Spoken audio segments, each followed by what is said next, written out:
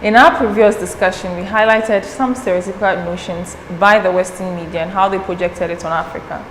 We delved into some historical antecedents and current happenings that have shaped the current situation in Africa and how these historical situations have evolved over time. The key findings in that presentation revealed that much of the perceptions and misrepresentations about Africa are as a result of earlier writings on the West, on the continent, coupled with the powerful media to tell the stories which may or may not be true, which may be unbalanced, which may be one-sided. And so one may ask that if you feel like you're being misrepresented, why don't you tell your own story? And this is one question that has resonated with me over the years. The question as to why the African media cannot correct the somewhat negative and imprecise reportage on the continent by the Western media.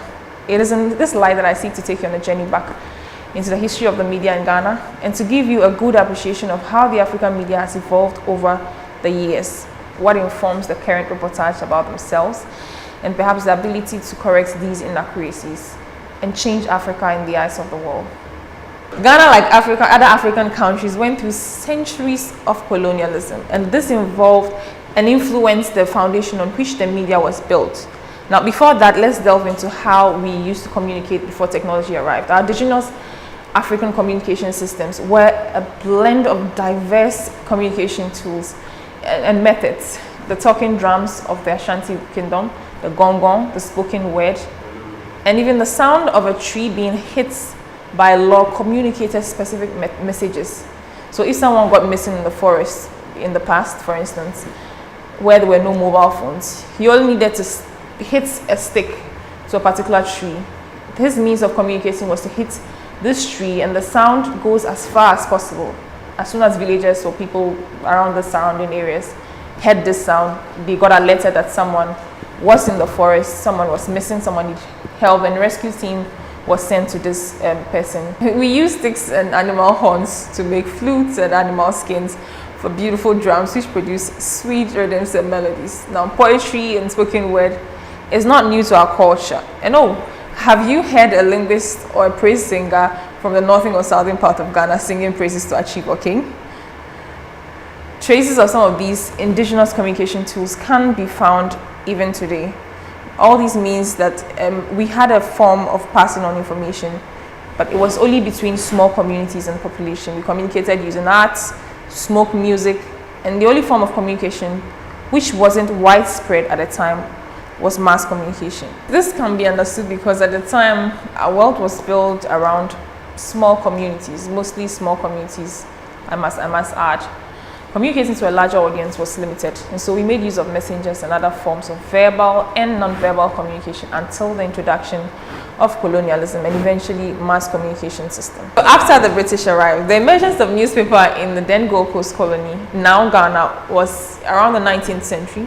The Gold Coast Gazette and the Commercial Intelligencer were one of the early newspapers at the time, which functioned largely as an interest for the colonial authorities. Now, this was in terms of providing information for civil servants and European missions, and also to help to promote literacy rates among some local people. Now, halfway through the century, a number of newspapers owned by Africans were introduced. Fast forward 20th century, in 1935, radio was introduced in the Gold Coast by the then colonial governor, Sir Arnold Hudson. Radio Zoe, which was actually a relay service at the time, and it was mainly used for propaganda purposes by the colonial authorities. They also used to gain support from other colonies. And so after some time, Radio Zoe was renamed to Gold Coast Broadcasting Services. And it provided national radio services covering the whole of the country. The state-owned media after independence was then renamed to Ghana Broadcasting Corporation, a name which we have kept 60 years on. Now, in a nationalistic approach, content was broadcast in 6 Ghanaian languages to appeal to the various ethnic groups in the country. We had the Ghana, Twi, Ntima, Dagbani, Ewe, and then Hausa as well. Now, since it was a state broadcaster, and it is in fact, GBC had regional radio services covering each of the administrative regions. Shortly after independence, media control mechanisms began to play out. I say this because governments then had direct control on the media and its operations. I must mention that this is the case, although a few, such as Liman administration, afforded the media some room to operate liberally. The state broadcaster attained a major height in 1965 when television was introduced. It elevated the GBC for obvious reasons, because television had both advantage of visual and audio, unlike radio. And then most of the programming was carved to contribute in nation and national building and to promote national unity. The station's mandates included broadcasting programs on culture, education, entertainment, and information. This was meant to reflect the aspirations of the nation and was derived from the Ghana Broadcasting Corporation Decree of 1968. Now, centuries on, the mandate still remains the same. GBC, however, has faced several challenges, and one is funding. Now, even though the corporation generates funds internally alongside funding from the state, it is sometimes under-resourced. Now, Ghana prides itself in freedom of press, founded on the principles of democracy.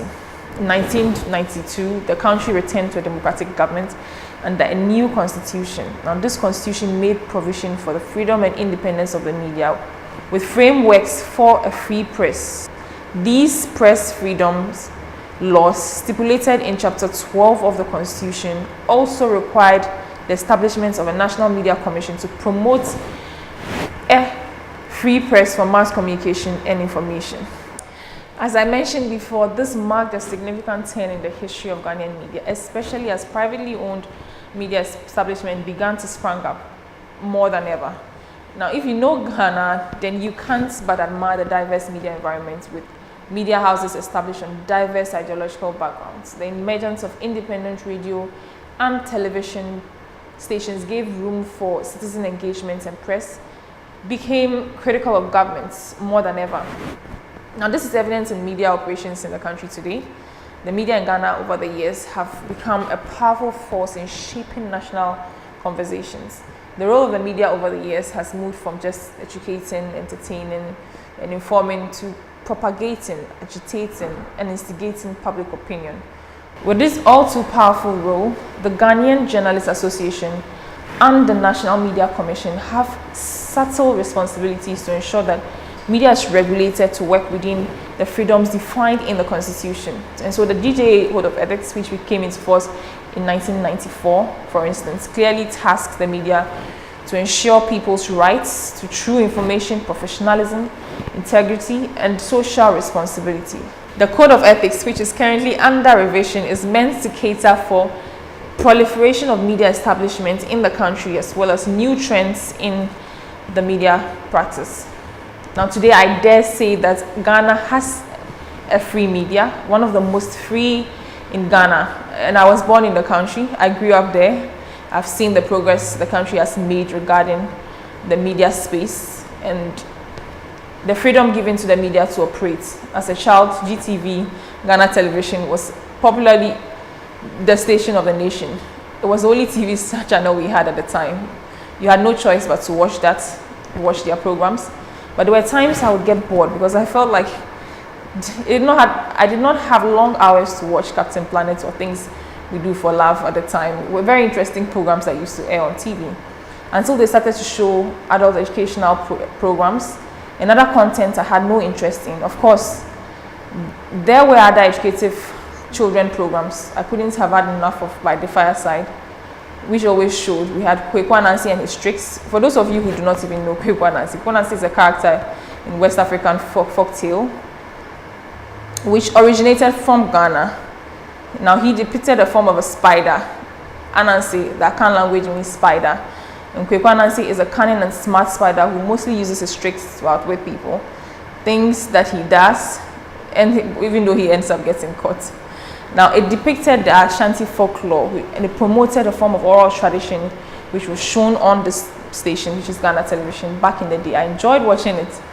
And for people who grew up in that era, we had no options at all. It was either you watched it or left it. Then other alternatives in television started showing up. Metro TV, Television Africa, TV3, and a lot more started to spring up, which provided variety and an adding spice to what was available as television content. And so if you travel to Ghana, you will observe that most media houses in Ghana be it print or television, express their views freely with some very critical of the governments in power. And undeniably, the mission of some of the media houses are centered around politicians and established to propagate their political biases, making some of them bias a little in their reportage due to political party affiliations. And this is a challenge that free media poses to us in the country. But the positives of free media outweigh the negatives. The question is, if you feel you are being misrepresented, why don't you tell your own stories?